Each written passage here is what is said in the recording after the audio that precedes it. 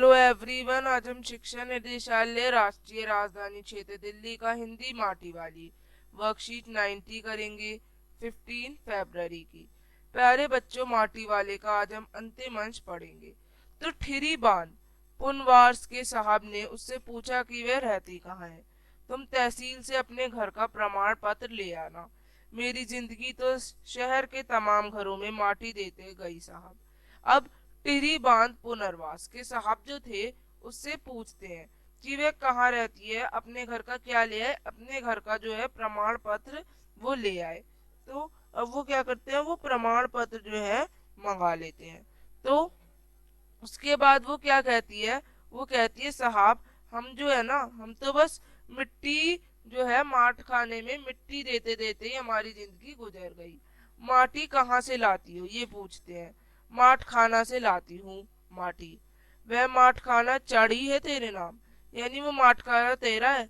अगर है तो मेरा, हम तेरा नाम लिख देते हैं। माठ खाना तो मेरी रोजी है साहब, उसने कहा। माठ खाना तो मेरी है, मैं नहीं दूंगी किसी को। बुढ़िया हमें जमीन का कागज चाहिए, रोजी का नहीं। अब वो गुस्से में आते हैं और कहते हैं बुढ़िया मेरे को तेरी रोजी का नहीं, जमीन का कागज चाहिए। बांध बनने के बाद मैं यहाँ क्या खाऊंगी साहब, वो ऐसे बोलती है। इस बात का फैसला तो हम नहीं कर सकते, वो लोग कहते हैं। वह बात तो तुझे खुद ही तय करनी पड़ेगी। ठिरी बांध की 2 सुरंगों को बंद कर दिया गया है। शहर में जो है वो पानी भरने लगा है। अब जब शहर में पानी भरने लगा तो आपाधापी यानी हलचल सी मच गई। शहरवासी अपने घरों को छोड़कर भागने लगे हैं और पानी भर जाने से सबसे पहले कुल शमशान घाट डूब गए हैं। माटी वाली अपनी झोपड़ी से बाहर बैठी है और क्या गांव के हर आने जाने वाले को क्या कह रही है, गरीब आदमी का शमशान नहीं उजड़ना चाहिए। अब क्वेश्चन है, टिहरी बांध पुनर्वास के साहब ने माटी वाली से क्या लाने को कहा। उसने घर का प्रमाण पत्र लाने को कहा।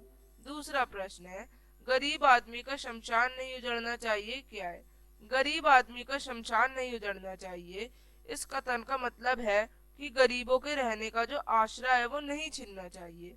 माटी वाली जब एक दिन मजदूरी करके घर पहुंची तो उसके पति की मृत्यु हो चुकी थी। अब उसके सामने विस्थापन से ज्यादा पति के अंतिम संस्कार की चिंता होती थी, बांध के कारण, क्योंकि सारे शमशान जो है वो डूब चुके हैं। शहर में आपाधापी क्यों मची थी। ठिरी बांध की 2 सुरंगों को बंद कर दिया गया था। इसके कारण शहर में पानी भरने लगा था और सभी सुरक्षित स्थानों की ओर भाग रहे थे। इसी वजह से शहर में आपाधापी मच गई। साहब माटी वाली से घर का प्रमाण पत्र क्यों मांग रहे थे, क्योंकि वह उसको अपने नाम लिखवाना चाहते थे। तो पांचवा और आखिरी प्रश्न, बांध बनाने से आसपास रहने वाले लोगों को फायदे और नुकसान। लाभ होगा, ये बाढ़ पर नियंत्रण करेगा, पर हानि क्या होगी, कई लोगों की जमीन छिन जाएगी। तो आप इस तरह से आंसर्स को लिखेंगे। अब हम मिलेंगे आगे की वर्कशीट्स के संग, तब तक के लिए बाय एवरीवन। अगर आपको ये वर्कशीट पसंद आई तो चैनल को लाइक करें, सब्सक्राइब करें, शेयर